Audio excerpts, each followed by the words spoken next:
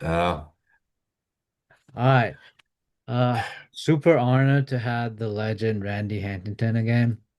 Obviously, like multiple like record. Mike Powell. I think it's 8.95 meter if I remember it correct. was. Yeah. Yeah, yeah, Yeah. And then obviously like the fastest Asian guy, Su yeah. Bingtian. Yeah. A lot of amazing records. So Yeah, Wang Jianan, who was world champion in the long jump. yeah, That's a yeah, first time. yeah. A lot of firsts. The Chinese record in the 4x1 currently, but I think they'll break that this year. They should. Really? Yeah. Is it because you're Yeah, they still should. coaching them? No, no, no, no. I'm not coaching them. Rain is coaching them, Oh, and he's a hell of a relay coach. Plus, they've actually got faster talent than when I was coaching them. oh, So, I didn't coach them in Tokyo. If I had, they would have won gold in yeah. Tokyo. Yeah, they wouldn't But have. Yeah, there would have been a different deal. So, but like obviously I'm from Taiwan. yeah. You definitely built the foundation for like Chinese track and field. You Well, can't you say no forget to that. too. No, no. I mean, Raina pointed that out to me not so long ago. He said, "You fundamentally changed Chinese Yeah. track and field." I Yeah. mean, hurdle mobility, warm-ups, sprint mechanics, starts. I mean, 800 meters with Wang Chunyu, going fifth in Tokyo. That was the first finalist China ever had in the 800 meters. Yeah, and Um, you also brought Ralph Mann to China. yep, You bring I the did. you bring I- maybe I'm wrong, but I think you kind of bring the biomechanics concept to China. So that's a A huge little thing. bit. That's a huge thing. Yeah. I mean, plus I had Tony Nye there in Taiwan Yeah. for a long time ago with Tony. Um, but yeah, you know, getting it's still a challenge, by the way. Getting people to accept some of the fundamental principles of the biomechanics of every event is and was an ongoing issue. Um, and it's a battle that now others have to fight. So I'm semi-retired from China. I may go back a little bit and aid in certain events. Last year I went back for a short time for Jiangsu province to help them and the jump for the national games, and they won two golds. The triple jumper, nobody even, matter of fact, the sports scientist had to ask me, who is she? They didn't even know who she was, the girl who won the gold in the triple jump. Um, Young girl, but Xiyu Hao needs some help. He blasted a beautiful foul in Xiamen the other day. But as it is, and for most athletes, they're thinking in terms of what was the final result. And I tell you, if I had done that with Mike Powell, I probably would have hung myself at some point because Mike fouled so much. Hmm. But we were a little purposeful in that, in the sense that we knew that the fouling was going to lead to longer jumps because he was doing things better in his fouls than he was in his regular jumps. So it led us to some biomechanical insights with Dr. Hay that worked out great. Anyways, I'm going on. This is your show. No, no, no, no, it's good. It's good. Uh, It's good. Like people like to hear you talk instead of me talking. oh, But yeah. but Thank uh you. but I do need to like ask because obviously like I think NFL Shen coach have you to talk this year. I think that's huge. And because maybe maybe it's because like you were training McFarry this year. McCaffrey. Yeah, Yeah. McCaffrey. Um so talk to me about like and spend past few years training track and like training you should kind of switch it up training football players. Well, I trained football players in the late 80s and early 90s as well, and then again in the early 2000s. And then I actually trained Christian's dad. So that's how that connection was made. And of course, who Christian's grandfather is, right? Yeah. Dave Syme. great sprinter, U.S. sprinter. So that's his granddad. So the his mom's father. The genes are in the family. I mean, Ed's family are incredible athletes than Lisa's family. So it works out really well. Uh, at the NFL Combine, I kind of did an overview of everything that I'm doing rather than talking about speed or talking about strength or power or whatever it may be. Um, and it was nice. It was nice for them to invite me. Um, it was great to. I mean, there's a whole new crew of people. I mean, there was nobody there that I really knew from the NFL from before. They're all pretty much retired now and gone. But I think it was good for them to see that things change, but things haven't changed. Someone asked me, "What are you doing now that's different than what you were doing in 1991 or 90 or 93?" And I said, "Well, to tell you the truth, not a whole lot different." What surprised them, I said, "The biggest difference today is that we have technology to validate what we're doing or invalidate what we're doing. And that in itself lends us to being a lot more accountable. And so no, so in a sense, some of the myths are dissipated, but it's created more, Hmm. because data can lie depending on how you look at it, um, or tell you the truth. So I think that was fun for them. In a lot of cases, I'm not doing anything other people aren't doing. I've been doing it longer, you know. I mean, I've been using Kaiser, using water recovery, doing all these different modalities and things, since the late 80s, early 90s. So, and some things before that. So this is my, let's see, 48th year coaching. So, it's my 72nd year on the planet. So Nice, nice. it's yeah, yeah. And I look like a gruff old man tonight, but um yeah, the NFL, it's a slightly different situation in the off season with these guys in that your whole goal is to make sure they make it to the season healthy. But your first goal is to get them off the other season to health. So you have the spectrum from health to healthy, from dishealth, whichever you wish, just the crap kicked out of them, for 17 games, and now they want to have 18. I don't know how they do it, to be honest. I have no idea how they do it. I mean, I have an idea what we did for Christian during the season to get him back every weekend, but I was a small role versus that played by obviously the team medical and all of that. Um, And people say, "Oh man, it's been so successful with Christian." I said, "Look, man, no, the success lies with Kyle Shanahan and Bobby and Dustin and Dustin. I mean, the guys that do this on a week in, week out during the season. That's where the success is. My job is to prepare them for success, you know. And a lot of times you want to get in, you want to make them faster. Well, you know what? Making them faster could be a problem because they're not healthy enough. That's an easy pathway to injury, a really easy pathway. So, we spent this off season getting Christian the healthiest he's been in many, many years. Nice, nice. Yeah, So, yeah, uh, a lot of well, a lot of the strength coach or sports scientists will say like at this era, like nowadays we have more technology. The uh for team sport, the speed are getting faster and faster. The pace are getting faster and faster. That's probably why we have so many like Achilles tendon, calf strain, hamstring or grown in like team sport. And those type of injuries used to happen mainly with like track. So uh I know you're big on like Kaiser City calf. yeah, yeah. So talk to me about like your thoughts on this topic. Well, I think it's an interesting topic. I actually believe that some of the reasons that for those football players that didn't run track consistently in maybe in high school or preferably even in college, which doesn't happen very often anymore.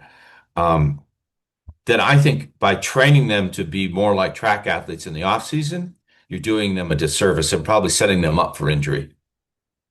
Um, you there's because there's so much preparation and work that has to go into getting somebody ready to run fast. You don't, I mean, even with a good sprinter, you may start off with speed right away, but that speed is, 85 percentile. I mean, it's not 95 percentile, which, 90 to 95, 92 to 95, whatever, on up, which is what you could define as speed work for a sprinter. Um, so, I mean, because you get guys who are naturally gifted speed-wise, and your first goal, and this goes back historically forever, and I just don't hear people say it anymore, but maybe they just don't say it. And that is, your first goal in the strength and conditioning side of all of this is to prevent injuries. So your lifting is to prevent injuries first. And um, to the seated calf, uh, we started with Christian last year. He had double Achilles tendonitis. Yep. I mean, and it had been there for 3 years, and it was brutal. Um, it took me about 4 months to figure out how to fix it. And, part of that was going back to an old technology. So I went back to microcurrent and Graston tools, and we started working on all the fascia in the foot, in the ankle, in the calf, front of the calf, back of the calf, and then looking at any other fascial restrictions upstream. We didn't get them all. We have done that, close to done that this year now. Um, and I mean, this generation sort of missed the microcurrent generation, and they don't even really use it anymore, which is unfortunate. I still use the old analog system. I like the old analog microcurrent. I'm not as big on the digital ones, even though there's some very good digital microcurrent devices out there that can be used easily, like the How unit, a couple other small ones. I am a big frequency guy. I do believe that there's a lot of medical treatment that can be done with frequencies and different currents, amperages, whether it's milli, micro, or pico. Um, but I'm not a PT. I'm a coach. So or an ATC or a doctor for that matter. Um, but we still have to kind of have a smattering of it so we know when to call on the people that do those things and do them well. And that seated calf raise, then once we I heard someone wrote the other day, I can't remember who it was right now, but they had said, yeah, the gastroc is the stabilizer and the soleus is the elastic part. And I said, no, it's upside down. You know, the soleus is the stabilizer. It's slow twitch. It's the thing that sticks it and gives you, and then it gives the platform for the gastroc to work.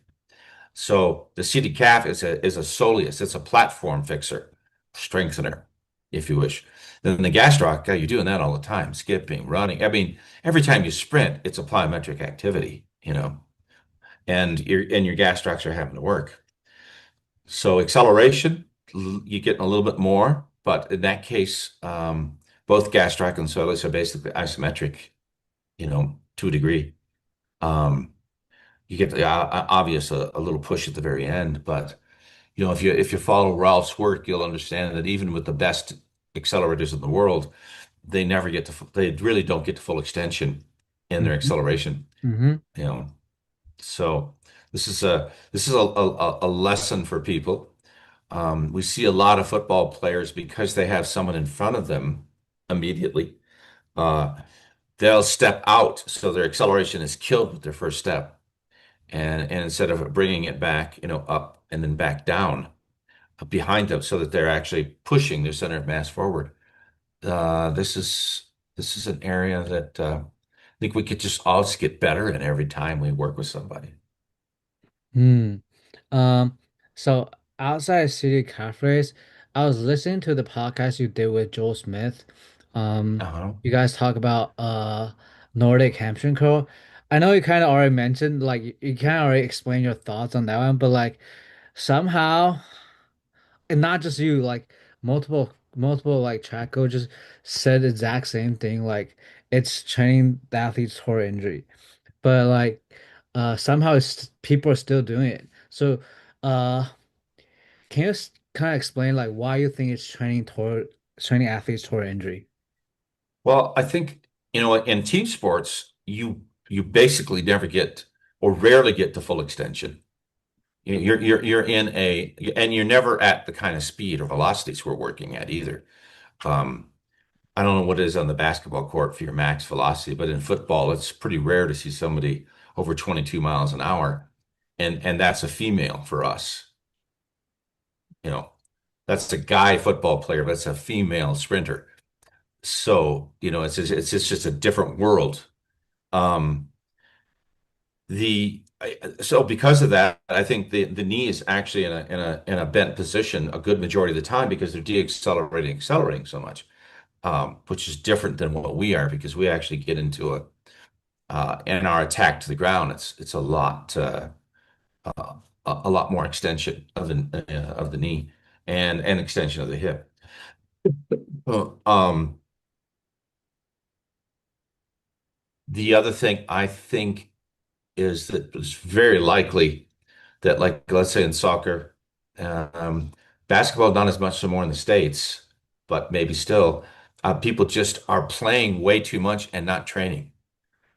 I mean, when I look at these basketball kids going out and having to do to get seen, the way they have to travel to do these games. I'm like, you're traveling like a college kid and you're in high school. And, what happened to just becoming a better athlete? And so that they're missing the strength training. And so when they do the Nordics, they're just not prepared for them. Can Nordics work? Yeah, but there's a lot of preparation. Now, when I say I don't do Nordics, if you ever see some of the videos, you'll see that I do med ball drops. So we'll hold the ball, boom, drop, and pop back up, which is a true Nordic.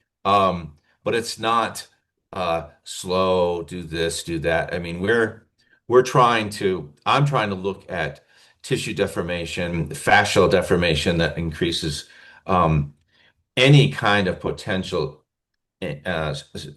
tissue change in whether it's the fascia or tendon ligaments, not so much, of course, but um, so that's what I'm looking for, and we do it. We actually do that quite a bit. I mean, I've used the glue ham gastroc, since the 80s. So, I bought when Dr. Yessis brought him over or created his. I was one of the first guys that bought one. Um, so I think the Nordics as a specific thing, maybe not so much, but as a therapeutic medical potential. But I can't explain why all these injuries are occurring. You've put up some really good stuff recently that's very interesting to read and see. Because I'm not in that world very often, you know. And we get you get football players who, I mean, half the time with hamstrings, it's a foot issue, and the hamstring is a result. So fix the darn foot first. So don't say they got weak hamstrings when the foot's rotating, foot's going down, tibia's rotating, tissues are being pulled, and you're cutting against it. So yeah, let's put some stress on it that way. Um, so everything for me starts with the foot of the neck. So we make sure that the head is balanced on the spine, and we make sure the talus, particularly since it floats, that talus is in its right position, calcaneus, all the bones of the foot are in the right place, so that tibia has a platform to truly move off of, not slip off of, when it's Nice. critical. Nice. It's really interesting because like you, Coach Boo, Dan Paff, all these guys, everybody say like uh the hamstring the hamstring injury mainly comes from the foot. And like when people in team sport complain about like oh the speed of the game is actually faster than 10 years ago, but if you look at track, if you look at long jump, high jump, the speed is like way higher. Oh yeah, I mean, when I look at, when I've seen some of the data on, let's say, football, soccer, they're not running that fast. Yeah, not even close. I mean, no, I mean, they may accelerate a couple steps pretty quick, but I mean, don't get me wrong, these are some magic athletes here. But it's a different world.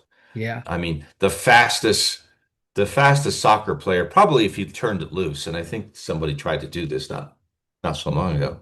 They turned the speed loose, maybe, I don't know, maybe could run a 10.5, 10.6, maybe, you know. But in the team sport world, if you're running 10.8 to 11 flat, you're fast. And Yeah. if you're under that, you're really fast, you know. So, Yeah. but I mean, heck, being able to run 22 miles an hour and then put your foot down and change direction like Bijan Robinson does. I mean, Bijan's amazing. And Christian can do the same thing, you know. But I mean, Bijan weighs 225 pounds, 226, and Christian's down around 206, 207. There's, it's one of the things, and I've told the guys that I worked with this year that's one of the things that made Henry Ellard so good. Henry Ellard was a wide receiver back in the day with the Rams and finished up his career with, I think, the Commanders. But Henry was a triple jumper and a pretty darn good triple jumper, I think, right at 17 meters. And when you can triple jump like that and you can put all that force on one leg, change your direction is pretty easy. Yeah. And and that was one of Henry's things. He could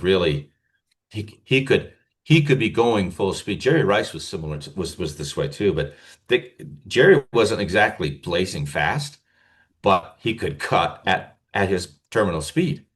And the great ones can do that. And Mm. having that eccentric ability is really key. And this brings up a relatively unused piece of equipment, and I just don't understand why people don't see how it functions for that purpose, particularly for injury reduction, for teaching people how to react to the ground, how to do that eccentric to concentric work, and with women, young women, teach them how to feel that that little thing that you're into the ground, off the ground, to create ground forces. And that's the shuttle MVP. People just don't use it. It sits in the training room, and it's to me, it's a vital piece. It's because if it, if and we just finally got one in LA. Took us a while, but I mean, if you squat and let's say you're a little concerned about box jumping, but you still want to get the same sort of force production, but without, let's say, bringing his spine or anything into it, then you can put him on the shuttle MVP and just bang him. I mean, really hit some great power output. Mm. It's yeah. Sorry. No, you're good.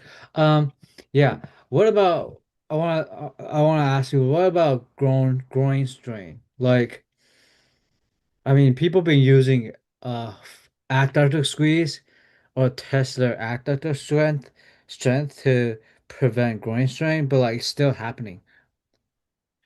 Yeah, it's because there's very few pieces I think that actually remember for most of us that groin's a third hamstring.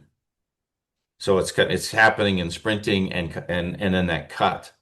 Um, I haven't had any growing strains when we've used the Kaiser adductor. It's the best adduction machine in the world, along with the standing hip. When you combine those two, along with the FT, so when you combine a something that doesn't control, let me go back here. So the FT doesn't control because it's cable, and you go into the standing hip where you're standing, and now you're standing, so it's a little bit less stable. It's more stable than that, but less stable than an adductor machine. And then you go to the Kaiser adductor where you can do each leg individually, and you can do it at speed. Now you can do it fast, and everything that we're doing, they're all slow. I mean, take a look at any of the adductor planks or some of the other different exercises that are out there, they're all slow. They're all isometric. Down, we don't use the adductors that way, except in mid stance for a brief moment in time, and that's really brief. Because if you look at track and field, our mid stance time is, well, it's less than 0.08 because we're in full state. We're in on the ground 0.08. So mid stance is less than that. But football, and could be a longer period of time, basketball, I don't know which is more prevalent, soccer, football, or basketball, with groin injuries right now. Um, and I would just say, if you're not doing those three things, then you're probably setting yourself up. Or you could even do a rubber band version if you want. Excuse me. It's one of the reasons why we do the activator belt as well, Mm, because your foot's in the air, the activator belt's there, you're pushing against it, your adductors are getting worked. I also believe that the fact that sometimes, particularly in basketball, where you've got really tall guys, and of course now we've got the belt squat and we've had the safety squat bar for 40 years. Why people still try to straight bar squat a basketball player is beyond me. I just do not understand why you would do it. I don't think they're getting the squats deep enough in a lot of cases, because then you will get the adductors. But you have to be prepared to do something dynamic right after, you know. So I always do say if I'm doing something slow, I'm doing something medium or fast, and challenging that movement with a dynamic movement right afterwards. mm. I do have more uh questions related to like DSI, fascia, but I Yeah. want to ask you this before th those questions. I feel like the way you do things haven't changed, and it's probably because of that. Like you guys don't like you, Roll Foreman, uh, Dan, Coach Wu don't have a lot of like weird injury popping up. But why do you think like uh we just don't follow that? Time, because I think people think the skill and the play is more important than the preparation. And, you know, and particularly since when do you have time, when do you stop fighting to be better as a player and start fighting to be better as an athlete and then integrate that athleticism into your play? So you can integrate athleticism into play, but you're limited by your power and all those other your physical qualities. So why not have the opportunity to develop the physical qualities and integrate? So the key to me in all sport training is integration. You've probably heard me say that. Yeah. And the utilization of integration tools. So it's to integrate the weight room into the activities, the movement skill. Um, if you don't do the integration, you're just going to have a good moving athlete who, you could make a case probably. I would say the career might be shortened a little bit. I can't positively say that, but you could make a case for lots of hours of movement in a game, in a sport, that can lead to um, better physical preparation, better tissue preparation. You could make a case for it. Um, But if you then add that preparation and you take the strength training, and because how much does strength training affect performance? Certainly affects acceleration, without a doubt. And it can affect vertical jump, which is acceleration. And it can affect long jump, which is acceleration. So the weight room, in my view, really affects acceleration a great deal. You know, does it affect max velocity? Not max velocity, it'll affect stride length. You could build max velocity a little bit, but you're going to do that other ways. But stride length, it certainly affects, you know. But I I think that we have gotten to the point where kids are just they're playing too much and they're physical, particularly young women. Way too many injuries there. And I don't even know what the injuries are high school wise for basketball or soccer for the men or the women for that matter. Right now, I haven't looked at it. But how many great players are we losing to injury that never even make it to the Yeah. next level? Yeah. Um, so to me, it's if you could find a way. one of them is, I mean, the whole LTAD model years ago is just being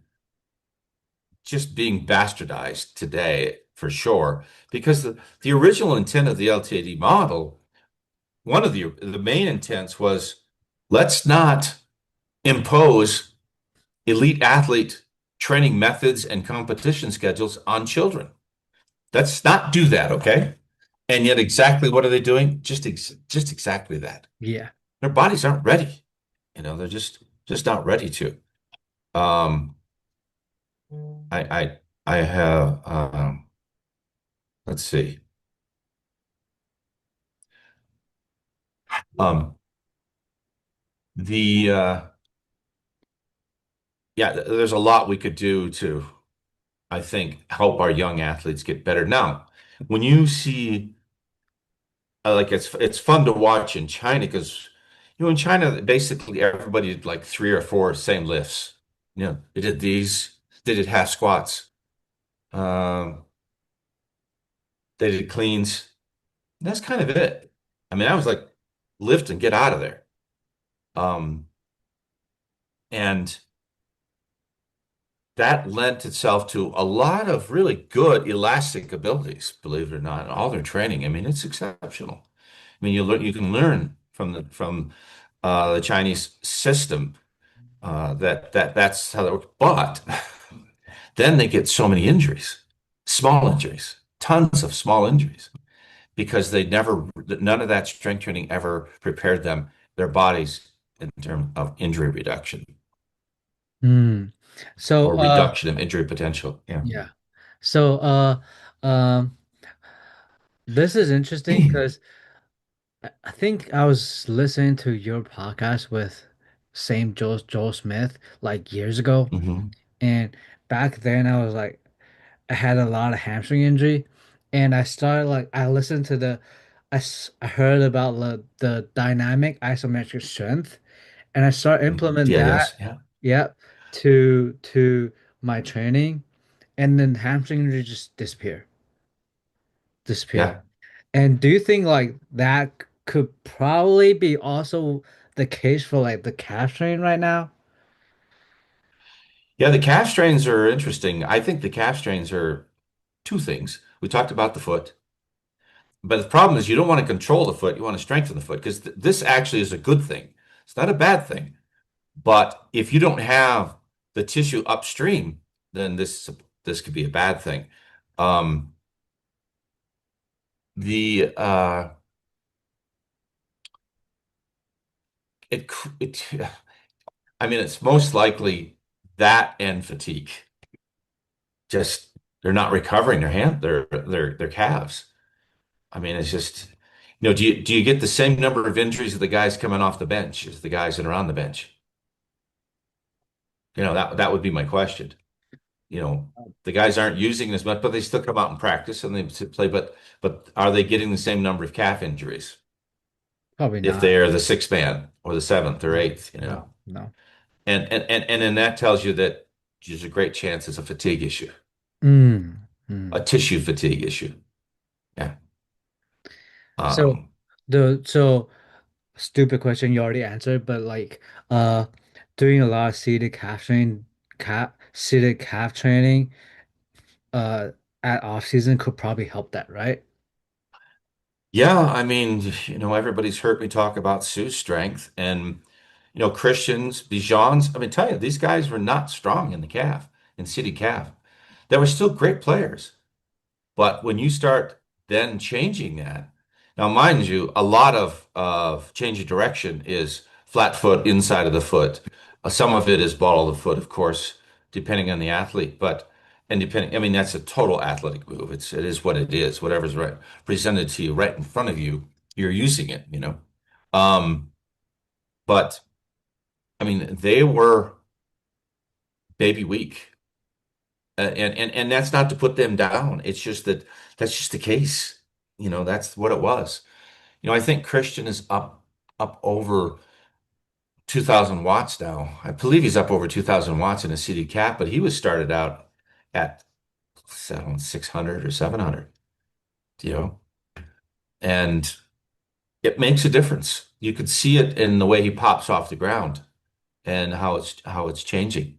So, um, I started using it in 1987. It was just hard for most people to believe it's been around literally almost 40 years. You know, it's the city calf has been Dennis Kaiser made it for Willie Banks in November of 1987 or December we started using it. So, it's been my thing forever. Um, And it was great, like with Sue, and you've heard me say this, but with Sue, he wasn't convinced at first that there was ever an issue. But when you start showing him 1080 curves and then his strength and the city calf and then the position of his shin with respect to his foot, and he started seeing like here's where your power leaks are, and then you're resolving power leaks.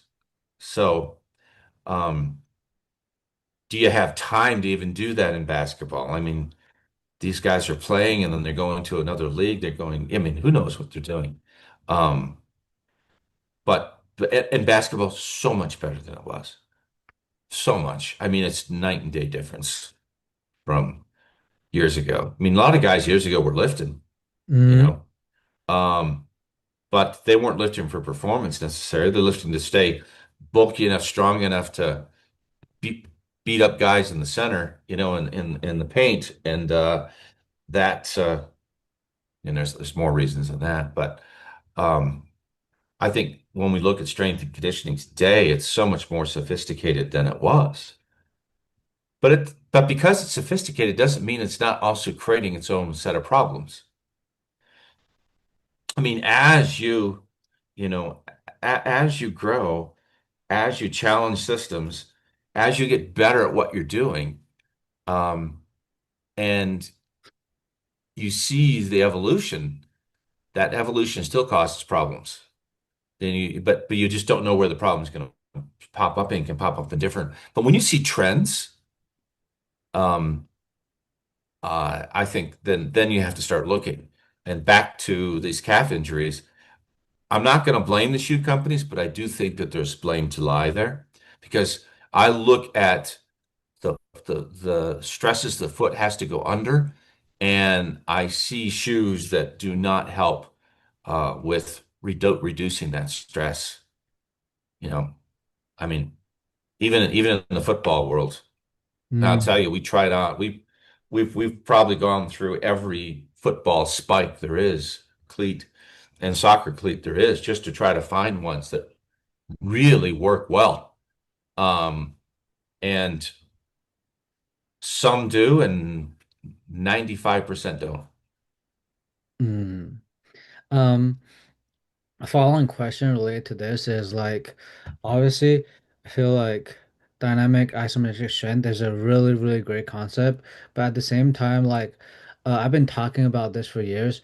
I think the force velocity curve, it came out of like single muscle. So maybe I'm wrong, but I don't think the force velocity curve is actually how we should program like our lifting. But maybe I'm wrong. Like, tell me your thoughts about that. I don't use the force velocity curve to do plan my lifting at all. I do use velocity um, minimums that if you don't hit this, we don't go up. If you're under, then we stay or we reduce load. Um, but having said that, you know, strength, getting strong is still the first thing you need to do.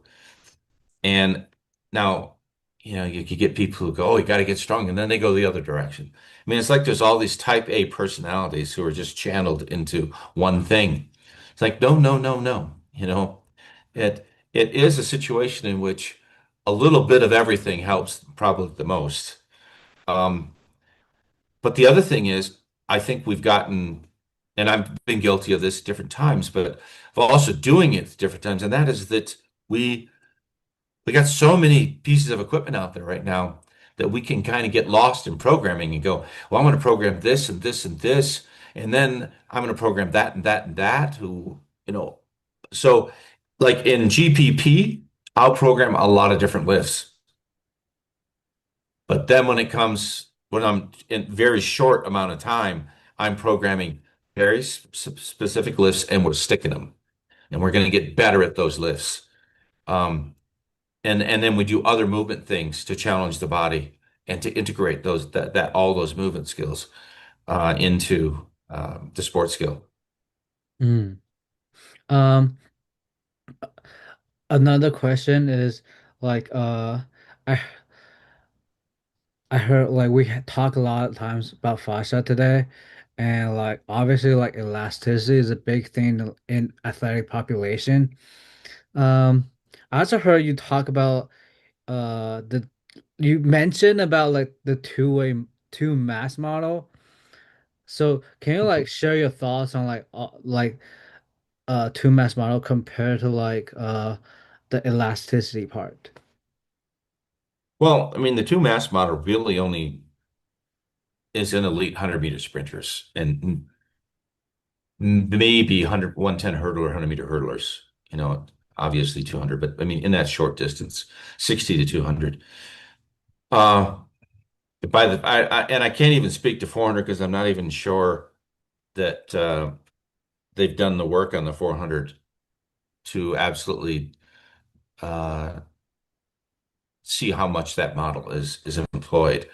But elasticity, you know, it's learning, and the reason I talk about it is people haven't learned how to store energy to get it back. That's why I talked about the shuttle MVP. You learn how to store energy. You learn how to store it eccentrically to get it back. You learn how to put it into the ground, store it, and recover it, and use it to your advantage. Um, the just trying to think here. Um, I mean, the elastic bottle itself. And it's I don't ever like to get discrete because it's dangerous to try to create a discrete model. I mean, it wasn't that long ago where, you know, everything was the muscle and the tendon, and fascia wasn't even thought of. I mean, it wasn't until Thomas Myers, but before that, Stecco, and before a few people before that, all the way back into the 1930s, where I tell people, you've got to read Mabel Todd's book because it's the first book Dr. Hay ever handed to me. The Thinking Body. It's like a must read for strength and conditioning coaches because even though it was written about dance in the 1930s, it tells you a lot about how anatomy functions. Um, And I think we've lost track of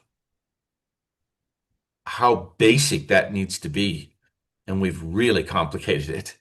Um, there's lifting for health, there's lifting for injury reduction of injury potential, and then there's lifting for actual um, performance enhancement.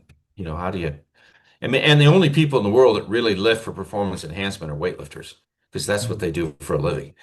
I mean, man, mind you, we already talked about acceleration and the fact that it does effectively help acceleration. But it's one of the reasons the Chinese are pretty good accelerators, but they're not great accelerators until they get strong, you know.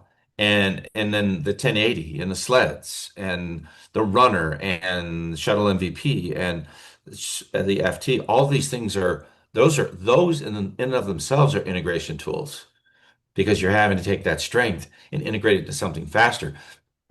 It's what is confusing to me at this point. Nobody's asked me. I'm just the stupid old man in China, as 1080 refers to me. Um, I hear people all focusing on heavy 1080 work. I'm like, guys, you better be focusing on fast 1080 work in acceleration. I mean, that's the game. We're looking at more speed there. So having 32 kilos over and over and over again is a great way to slow someone down. And particularly, you know, really create several problems. One, if their feet aren't strong enough and calves aren't strong enough, then you're just going to be sending that thing upstream, and it's going to create problems. But I don't go over 15 kilos because if I get even with someone like Bijan and Christian, I start to see their velocity drop too much after that. So we talk about a force velocity curve. I'm not looking necessarily at a force velocity curve. I'm just looking at velocity, period. Um, so in this case, what resistance does give me that optimal velocity and the optimal power output? So, with Sue, 13 kilos. That's what we used, between 10 and 13 most of the time. When Sue started doing more, when I wasn't coaching him anymore, he started getting slower. Hmm. Because it's about exchange rate. It's not just force into the ground. It's about how quickly can you exchange your legs. And when you're using a lot of force, you can't exchange your legs fast. It slows the exchange down. And then you lose the other part of elasticity, and that's the cross-extensor reflex, the reflexive side. So if you put force in the ground here, you can create extension, hard extension, you get great flexion. And that gets lost in somewhere when you start doing real heavy stuff. Now, do I do heavy sleds early in the year? Yeah, I do. No, learning to overcome inertia. You don't get that as well in the 1080. So my model was always um, sleds. It actually was marching sleds, running sleds, or acceleration, marching sleds, acceleration with a lighter sled, then 1080 or T Apex or Dynaspeed, choose your poison, and then off. So there's um, four different pieces to that puzzle, or five, depending on the individual. And we would do that, let's say 3 times. That's brutal. That's 12 hard accelerations. That's a that's a big day, you know. Hmm. Um, and I think people they sort of forget too that if you're looking at linemen, let's talk about linemen for a second. The first guy to hit is probably the guy that's going to win that battle, Hmm. which means that your acceleration off the line's got to be about speed more than even force. Force right after, but the speed part, how well can you overcome your body at rest? Can you overcome inertia? And that's key. And so that's my thoughts on it. I don't know if that's clear or not, or Yeah, if it's yeah, yeah. confusing. No, that was awesome. Um, That was awesome. uh, So, we talk a lot about acceleration. One thing that team sport is different than track is like we have a lot of deceleration, we have a lot of change of direction, which is deceleration. So, I guess, how would you train deceleration? well, that's all DIS. It's all eccentric to concentric, which is really the definition of DIS. Um, Deacceleration, one, doing the sport is the best way, obviously, to train deacceleration. To prepare to train deacceleration. Now, there's the shuttle MVP. There's box jumps, hurdle hops. Particularly, one of the things that Rolf had an aha moment with me early on when he was working with me for that 6 months. Um, he we were talking about, he goes, well, why don't you use higher hurdles? I said, because it's too slow. Ground contact times are too slow. I said, the ground contact times are about right for a high jumper, but for a sprinter, they're way off. Um, so we use shorter hurdles and we do quicker ground contact times. Uh, that that in and of itself taught him a lot about DIS right then and there, you know. Um, The other thing is we do a lot of jump squats with the Kaiser rack light bar. And of course, if you've ever used it, um, that's bringing you back a lot faster than gravity. I mean, it's snapping you back to the ground. And you don't start off with a lot of resistance, obviously, but that teaches you very, very quick response. Um, we do reciprocating squats on the Kaiser squat, which also is DIS-like in doing that. And then off there, um, I I'll do T Apex 1080, whichever.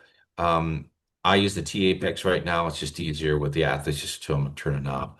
Um, but we can cut right, cut left, change direction under load, you know, and that's a nice thing to be able to do. Or just out and back, out and back, out and back under load.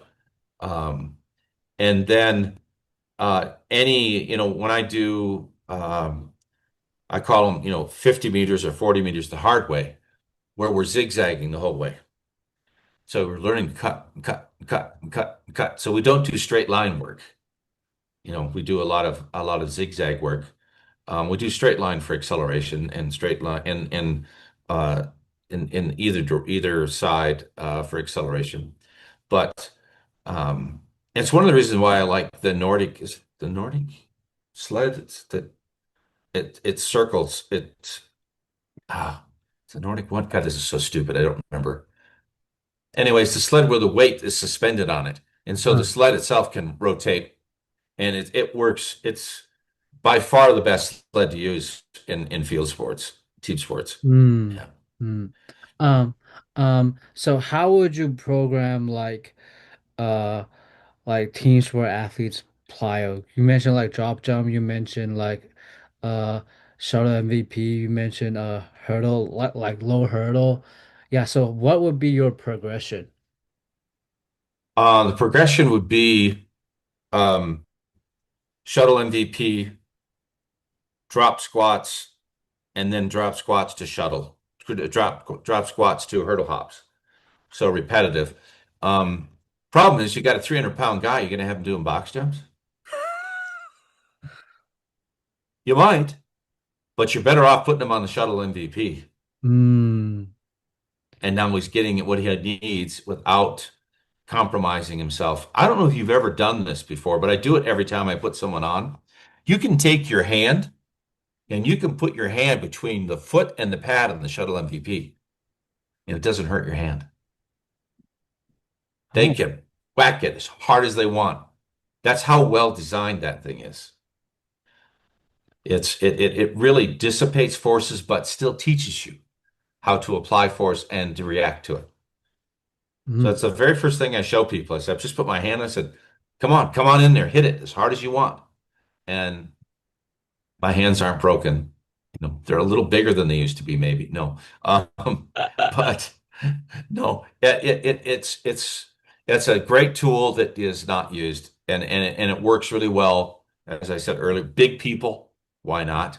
Um, it would be great if these guys, particularly these linemen, were doing these kinds of activities as they were growing up, and so that they get more elastic and bigger. But the problem is they see big kids and they stop doing it with them.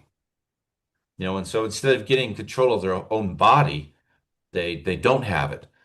Um, we can't speak to basketball. I mean, basketball, you've got so many types. I mean, you just got height issues that are incredible, you know. And in the end, it's usually an ankle or a foot that causes someone to leave the league. I mean, look at Yao. I mean, mm, what a stud, and his career was cut short, yeah, obviously because of a foot issue, yeah. and you could go down the list of people. Now, and I imagine, I don't know what Yao's career was like before he came to the NBA. I actually don't know. I mean, I know him, we've talked, but I don't know how much he was playing. If it's anything like most Chinese or Korean sports, he was probably doing a whole bunch of stuff, like a lot of volume. Yeah. Yeah, yeah, yeah. Um, uh, I Did that mean, answer any? yeah, Did yeah, that yeah. answer a little bit? Okay. No, no, Okay. answer a lot. I like that. So, stupid, but what about basketball player? Because we like they jump all the time. Do you still like do the same progression? That's the hardest one for me. Fat basketball and volleyball would be the two hardest ones to program because they're already, first of all, just by their nature, they're already pretty good jumpers, or they wouldn't made it, you Hmm. know. I mean, I imagine there's not many guys on the court that don't have 35-inch plus verticals, you know. Well, and some of the bigger guys maybe, but even then, today, I look at how those guys are jumping, and I'm Yeah. just like, oh, Crazy. we got to raise the rim. Even with Yao, there was a case where he probably needed to raise the rim, you know. Yeah. But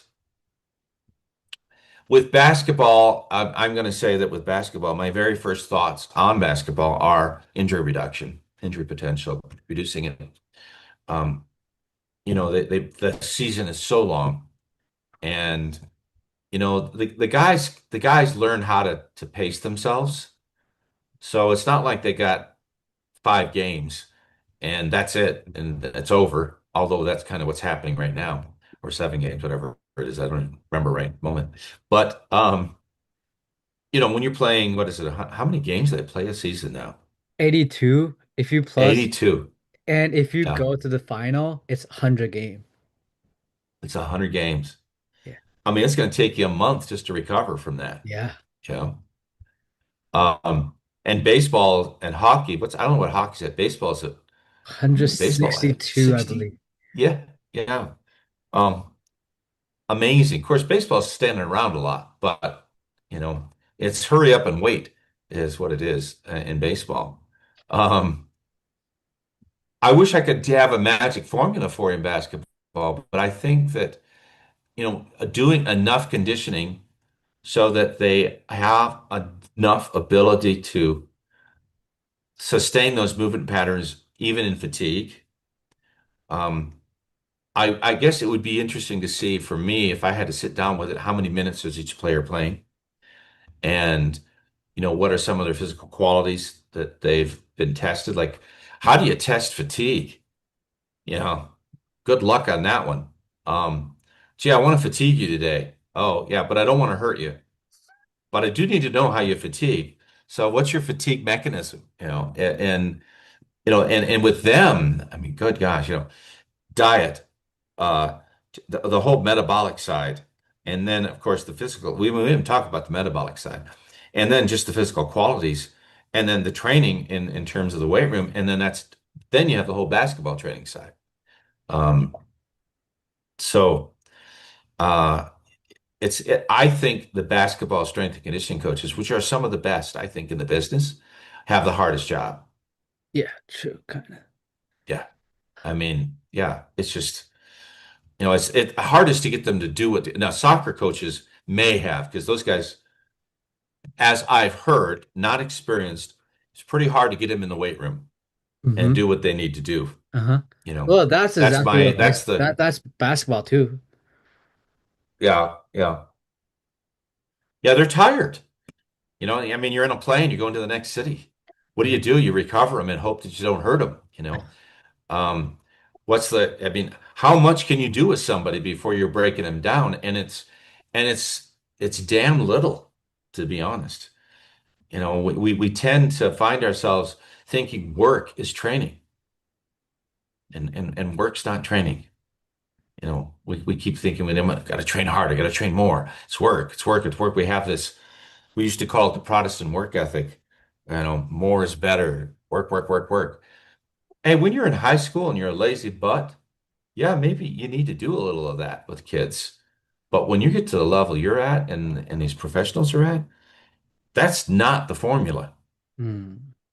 you know? They say we got to be the best conditioned team.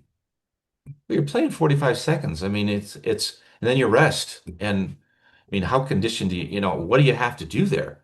You've got to be able to repetitively give basically 100% for a short burst for 4.5, 5 seconds. And then you got a long rest. Um, that's, I mean, track and field is completely different. And we get full rest, but that's trainable. And is your goal then to be as fast as you can be in that time period, which means, can you do max velocity work and all the other stuff? Or is your goal to just get them ready to be able to do that over and over and over again at a certain velocity level? Because in that sport, when you see somebody running 4.4, they're killing people. That's a fast guy. A 4.2 guy is blazing, and there's nobody Yeah. on the field catching him, you know.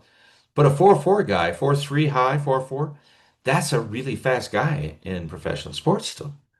That's not changed in the 30 years I've been doing this. Yeah. I mean, when I started helping Verstegen and those guys with the combine back in 97 or whenever it was, the guys that year ran 4.38, 4.33, 4.4, 4.5, linemen that ran 4.92.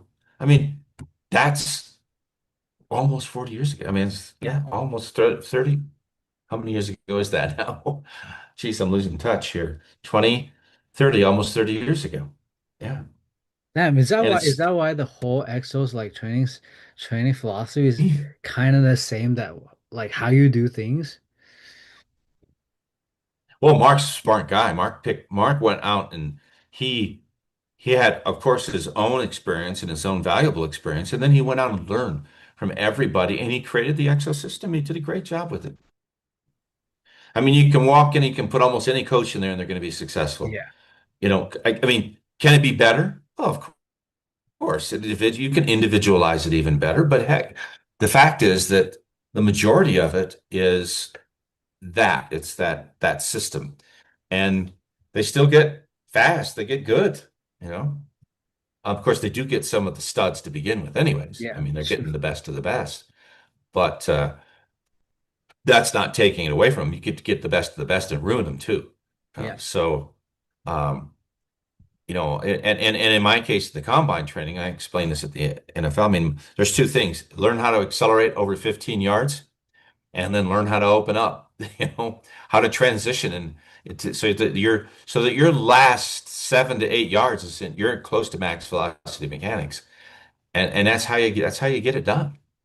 Um, yeah, I mean, you see some of the big guys, they're running really well. Yeah. Some of those bigger line, I mean, it's like, whoa, I wouldn't want him chasing me down the field. Yeah. Um, Another question is like obviously like you're an early adopter to technology with 1080, Kaiser, all those stuff. So obviously like in the last like probably 5, 10 years, we got everything we can dream of in terms of like technology for sport, right? Force Pretty plate, much. Yeah. GPS, whatsoever. So uh if you get to pick what you want right now to train like a team of football player, Yeah. what type of technology would you pick?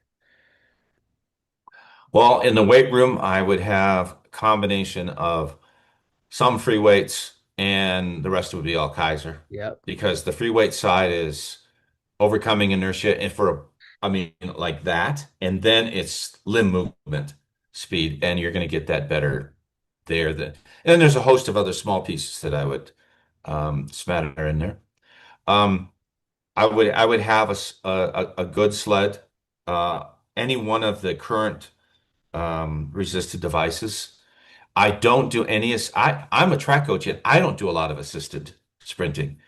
Now, it doesn't mean you don't do it, but you got to know how to do it. And when I see that the 1080 seminars, they are not teaching people, no offense, 1080, sorry guys, but you are not giving them the right things to look at when you're doing assisted sprinting. You're just not. And they say, oh, you can't do that. I said, oh, well, guess what? Those of us that do coach the sprinters, we know exactly what we're doing. And I actually had to work with Altus on this, and they were having problems. And this is not an Altus problem. This is an overall problem. So when you're doing assisted sprinting, you're either going too fast or you're either going to go too fast and pull them over the top of their foot or too fast and they'll block because they're scared. There's really only two options outside of doing it properly, of course. And I had to show different people over the years now that how those numbers and your force when you're doing assisted tell you whether along with your video, telling you whether you're pulling them over the top or they're blocking. And that's what you want to know because you want no blocking and it doesn't do you any good to pull them over the top. Both are negative. Um, so for me in the track and field world, I do flying 30s or flying 20s. I get the velocity at that. So 30-meter running, velocity's there. And then I use that velocity as a starting point for assisted. And then I start building up from there. So that way I know they're capable of doing the first one. They should be absolutely capable of applying force to the ground and still running well. But yeah, I've talked to these guys about it, and I maybe they've changed it. I haven't gone to a seminar, um, but from the things I've read, they're still not getting that in assisted speed. You got to look at something different. So, um, and Rolf and I have done it since I started using it in 2015. So I'm in my 11th year of using basically 1080, but I was doing overspeed, assisted speed for 35 years before that. I mean, we were using pulley systems, and some of us even had the electric motor systems and the gas motor systems, and some of it was just pulled people. Some pulled with cars. It was amazing some of the stuff that people were coming up with. Um, but it's a fundamental problem. You're either pulling so fast that they block, or you're pulling so fast that they come over the top, and they never learn how to apply force in max velocity, which is really what the key is. You've got to be able to apply force at max velocity. You certainly don't want to brake at max velocity, which is what a lot of people do as well. So that's my rant for the night. Sorry. No, no, you're good, you're good. So, teach me how to like properly use assisted sprinting. Walk me Well, through I your just did. process. That was it. That's it. I mean, you time a flying 20, use the velocity, the average velocity in the flying 20, bring it up and start there. Now, if I'm using it depends on the tool you're using, but let's just say 1080 because most people have 1080 or Dynaspeed. Two different pieces, by the way. Um, I actually will set the velocity down so if you set the velocity about 3 meters per second, 0.3 meters or 0.4 meters per second faster than you want to go, it'll control you pretty well, even though force is the controlling factor. They say you can't do it, and Rolf and I have been doing it for years, and it works really well. Um, then so then let's say their average velocity through that was oh 10.7 meters per second. So their first run, I'll only do three runs. So I'll go 10.7, 11, 11.2 or 3, depending upon the difference. So I don't usually go much over a point 0.2 or point 0.3 in the changes. And then we do that. We have to adapt to that. So I look at them. We film them and I look at where they are. And if they're blocking or I'm pulling them so that means I can't move on yet. I've got to keep them there long enough to adapt to that to where they're starting to apply force. And the force application is somewhere between 35 and 40 on for the men, a little bit lighter for the women. And if they're under 30, you're definitely pulling them over the top of their foot because they're not applying any force. Mm, mm, If they're going over 40, they're blocking. mm. Um, all right. Talk to me about monitoring fatigue. Obviously, I know you use It's a tough Omega one. Wave. Omega Wave. I used a Mega Wave. I was the first Mega Wave user in the United States. I loved it. I don't know that we have anything better yet. The only thing with the Mega Wave that's tough is it's just inconvenient. Yeah.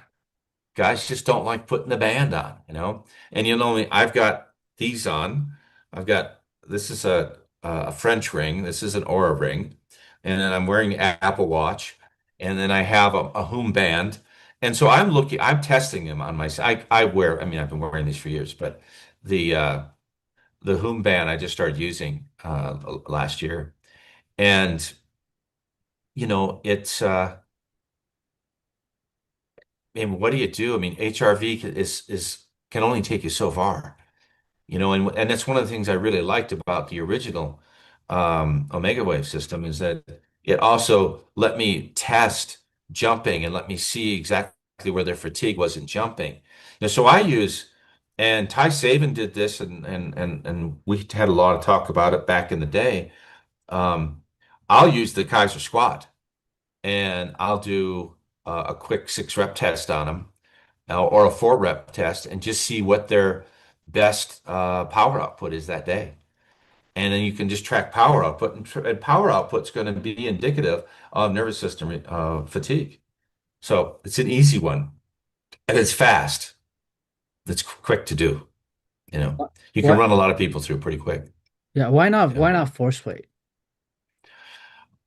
you know, I've not bought into the force plate yet, and I've been exposed to it for 20 years, 25 years or more. All right, I I need to mean, we stop had you force, here for a little bit. yeah. You're not the only one that's not buying into force plate, but tell me why. Tell me why. Because all those guys don't buy into force plate. Tell me why. I don't think it gives you enough information. It's a static position. You get to jump once, I've used them in triple jump where we're moving through and we land on the force plate, and even that is compromised because it's the butterfly effect. They know it's there, and so it's going to affect. They're going to change to try to hit it rather than being open and free. And um, I just don't know. I mean, we did force plate with Dr. Hay with the long jump back in 1992 or 93. I can't remember which it was. And it just didn't give us enough detail. It didn't tell us what we needed to know. I mean, how are they loading? Everybody loaded the same way. It's the same load. The curves didn't look that much different between an elite long jumper and a non-elite or even a female long jumper. Um, the height of the curve is a little bit more, but they're more velocity. Geez, there's my surprised look. Um, they're not on the board as long. Okay, there's my other surprised look. Yeah, we already know that, but can it show me, is the foot deforming, and can you see the stuff that can be causing problems that you want to fix? Like, where are the power leaks at takeoff, or where are the power leaks at touchdown? And so far I have not seen them give me that. You guys may have. Now, I mean, No, you're no. in basketball. Like in volleyball, I could see using it because that's the sport. It's right here. Um, how effective are they in going laterally and stopping and going up? That would be an important. I would want to see how good they are at that.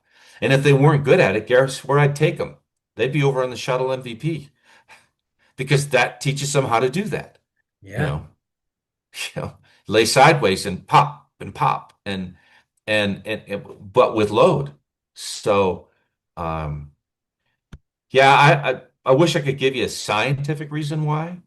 And I played with it early on, and then I just kind of walked away. The algorithms, I'm sure, are better today. I'm sure you're getting more information. But the guys that I know they're using are not saying that. They're saying the opposite. Yeah. You know.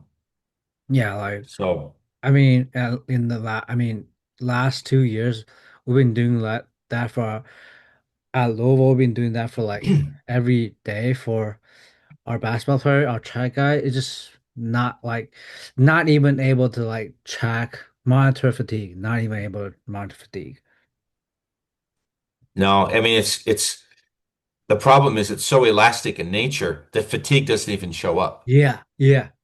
You know, that's why a loaded Kaiser squat gives you a better because you've got load. And if you're fatigued, it shows up really fast, Hmm. because you're moving fast too. So and it's subtle enough. I mean, if you're seeing, a 5% change in power, you may not stop that day, but you're certainly going to question it. So, how much of a speed drop off or power drop off you'll be like, okay, we probably need to stop, or like we should switch it. Well, 10%, and I'm definitely compromising that day in some fashion, changing it. 5%, I'm questioning. But it also depends on where they are with respect to next day to game, where we are. Were we 2 days away, 3 days away, you know? Um, and ground contact times for most of the force platforms can't measure it well enough. It's too small a period of time, for us. I mean, you want to look at that DIS within 0.080, like, okay, good luck, because it's like, and there's nothing you can measure that fast yet. Mm. So, I mean, when do, and that's why it's called, because it's an isometric, it holds, and then the tissues get lengthened, but without, I mean, the tissues get lengthened, but without letting go. I mean, without a contract, it's an isometric contraction rather than an eccentric concentric. So you get eccentric in, but you will get a concentric out, but that moment in time, that's isometric in nature. And it's an ongoing issue. How do you train that? I think that Rolf and Kenneth and myself and a few others have worked with it and trying to find ways to get better and better and better at it. So Yeah. yeah, Um, I know. I mean, I know the guys that was at P3 yeah, yeah, do a Marcus. I mean, they've done it for years. That now they may have a completely different view, but their players go in, and I'm not sure, but I think they've got a relatively high injury rate on some of those players. mm, That's just what I've heard. I can't, I mean, you could edit this out if you want, but I mean, that's the impression I'm getting. And if I'm them, I'm going, okay, what are we missing? Not, not just change anything, but what are we missing that's causing this? yeah. I do And heard the same thing. I do heard the same thing. yeah. Yeah. Um, um. All right. Last question before I let you go. Yeah. Obviously, like you're a legend in our field. Like a lot of young coaches look up to you. A lot of young coaches want to learn from you. But like we talk about, like NFL is smart to have you speak with them like this year, speak for them this year. So for those who like want to be a legendary track coach, who want to be like you, train like someone like Sue, or who want to be at the top of the top, like what are your advice? Make sure you get an athlete that chose their parents well. That's first. Because otherwise, you know, as the old saying goes, you can't make a racehorse out of a mule. You can make a faster mule, though. Um, I would say that in today's age, good Lord, I mean, I was out searching for everything when I was younger, but if you go searching today, you get lost for a couple days in the internet. Like Yeah, you're just going down rabbit holes of information, yeah, and it's so easy. It's so easy to get, I'm not going to say disappointed, but confused and almost depressed because you're going, I'm not doing enough. I'm not varied enough. I'm not good enough because I'm not varying. And the fact is, you don't have to be. You have to know a lot of this stuff so you know when to pick it. Like I have to know enough medical to know when I need to go find the chiropractor I need to use, the PT, the ATC, the doctor, the nutritionist, the chef, whatever it may be. I have to know enough to know when I'm no longer the guy. Like I can't help you. I mean, I can help you, but I'm going to help you by finding the person that's necessary. You know, um, it's never one person, and as much as we may do it, what one of my athletes said to me the other day says, a lot of guys can do all this stuff, but it's the fact is, when to stop. You know when to call on somebody else. You know when it's gone beyond, or you can see it. Like we have a problem here that I can't solve. Being able to say I don't know is really hard to do, particularly when you're younger and you're really smart and you got a good brain. Um, and I was fortunate enough to have some decent mentors, not necessarily with me, but people that I read. I mean, I read a lot. I've still got my hard drives here somewhere. It's got 14,000 articles on it, you know, and and I still go back to those. Some of them basic ones from the 60s or 70s. Um, and the most important one, and this is the biggest one that just the other day, I think China's finally starting to get this in sport. Failure leads to success. They just didn't understand that your failures are your greatest learning moments. And I said, look, in the States, we embrace failure. We don't go, oh my God, that was horrible. Yeah, maybe for a moment you might be dumb enough to do that. But if you've not lived up to what you wanted to do, then you have another issue that it's a moment in time where you go, what do I change? Or is everything okay? And we just need to compete more, or what are the fundamental flaws here that we're missing? So failure is the ultimate uh, teacher, just is. And for a young coach, educate yourself in all the sciences, educate yourself in all the medical. You just need to know. Educate yourself in the psychological side. Educate yourself the kinesiology, the biomechanical. I mean, it's to get to this point. It takes you years. I mean, I was pretty lucky. I was pretty successful early on, but I had good athletes and I was prepared. Like anything came at me, I was ready to go. And my eyes were wide open to all those things that were around me that I know could help my athletes, as long as it was legal, because I just did go in that direction. Even though I worked with some athletes who obviously did, they didn't do it when they were around me. So, that was one of those things that um, I'm pretty happy about. I mean, you never leave your integrity somewhere else. Keep it in your back pocket. Hmm. Nice, nice. That's all the question I have for you today. Great. Well, thanks, Eric. I appreciate it. And keep posting these great things. Keep teaching us, you know, and let's keep learning from everybody. And I think that's the encouraging part is that people are reaching out trying to figure stuff out, but it's really hard to, and I'm going to use this word positively, to discriminate. That's how this was supposed to be used originally, not the way it's ended up being.